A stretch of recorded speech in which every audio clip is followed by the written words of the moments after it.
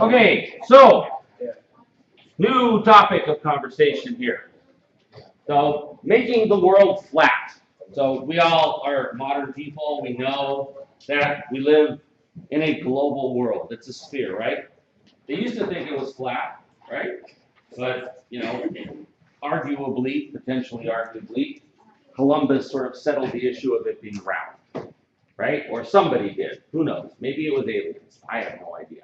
But right now, we're going to talk about making the world flat. All right?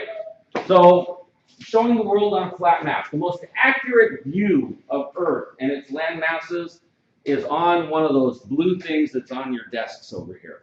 And you can look at those things and you can spin them around and you get a kind of an idea of where everything is. It's based on a sphere, okay? But in order to see everything, so if you guys are all looking at the spheres that are on the tables here, you can't see everything at once, right? You got to spin it and you got to keep spinning it to kind of cognitively map the globe. All right? So flattened views, like the one I showed you in the previous lecture, right? Those things tend to show all of the continents and all of the ocean masses all at once, right? All right, so let's take a look at what that thing was that you saw. The most common form of a flattened view of the Earth, the one that you guys are probably used to seeing the most, is called a Mercator projection or a Mercator map. Okay? It's based on transforming. This is important so you guys understand how it was developed. So picture the globes that are sitting on your desk and imagine those things being sort of stretched out and turned into a cylinder with north being up. Okay? So we go from this round ball and it turns into like this drum. And then you take the drum and you unroll it. Now, one of the things I want you guys to think about in that is that as it's stretched, right, the land masses kind of stretched too, right? And one of the primary purposes of the Mercator projection was for navigational purposes. And as such, the distances between the edges of land masses was more important than the shape of the land masses. Does that make sense? If you're on a boat, you're not going to drive it across North America. You're going to come to the edge of it, and then you're going to conquer the rest of that place on foot or in a canoe. All right? And so here is an example of the Mercator projection again. Now, in the previous lecture, I showed you how big Antarctica was, right? Look how big Antarctica is here. It's bigger than all of the other continents put together. You guys saw how big Greenland was, right? I made a point of saying, hey, look at Greenland, right? Greenland is almost as big, right, as the entire it's bigger than the United States in this map.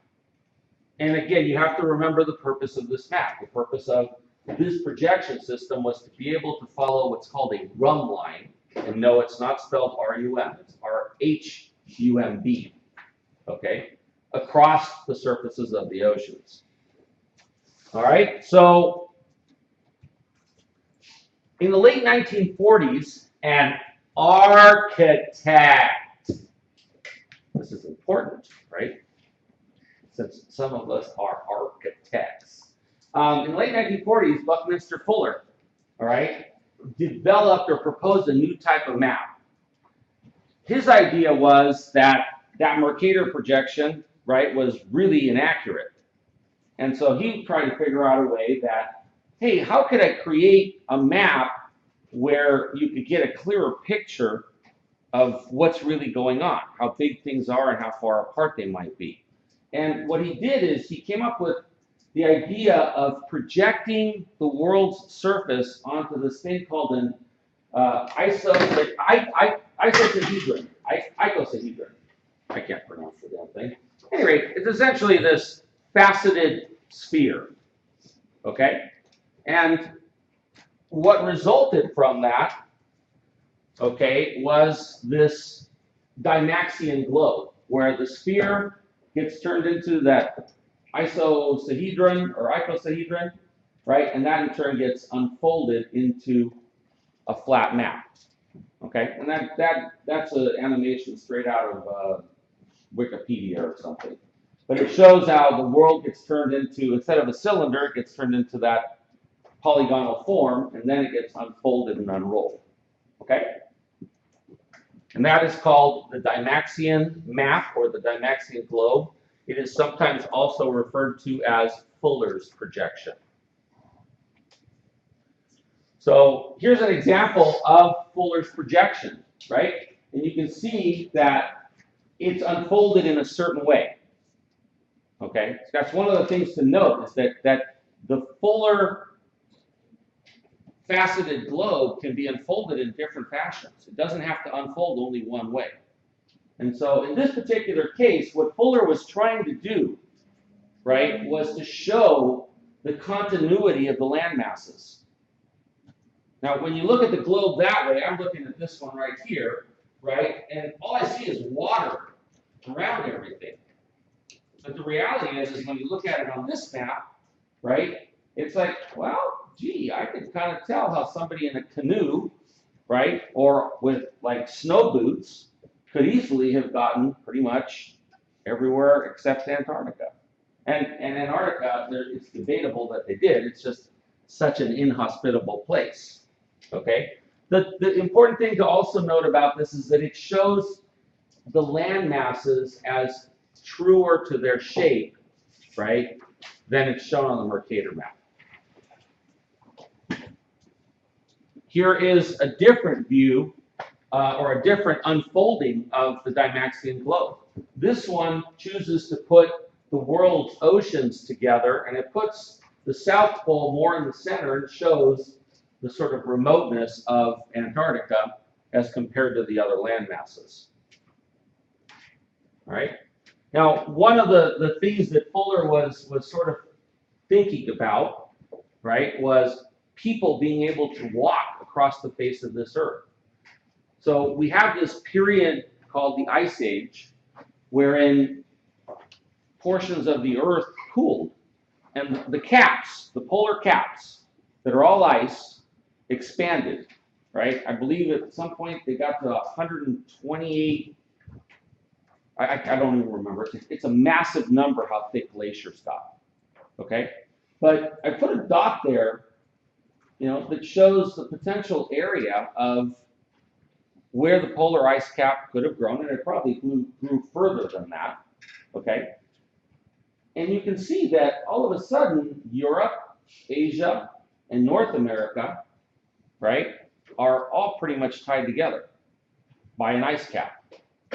And you know, from North America, you can walk through Central America to South America, and you know, pretty much there's some very short distances between Africa and Asia, and there's a whole series of islands that go down to Australia, right? All close together, and you could easily see human populations being able to migrate in that fashion. As a matter of fact, one of Fuller's thoughts and one of other scientists' sort of thoughts is, hey, this is how everything started, right, in Africa and then moved across the face of the earth. This was proposed back in the 50s, right? Now, in the new millennium, they've done mitochondrial population genetics studies on artifacts, not on artifacts, but on remains, and they pretty much have proven, right, how through the geological record, they can show that people started in one place and moved all over the earth. So our main thing in this course is we're going to be using the Dymaxion map so that we can understand where all of this architecture exists, right? And so we're studying a map of a physical thing, the globe. And we are essentially mapping it against a hypothetical thing, time. Okay? And so that becomes an important thing to understand is we have this globe, it's physical, and architecture occurred at different times in different places at different levels across the globe. All right? I am going to stop this sucker and see if there are any questions or comments or discussion.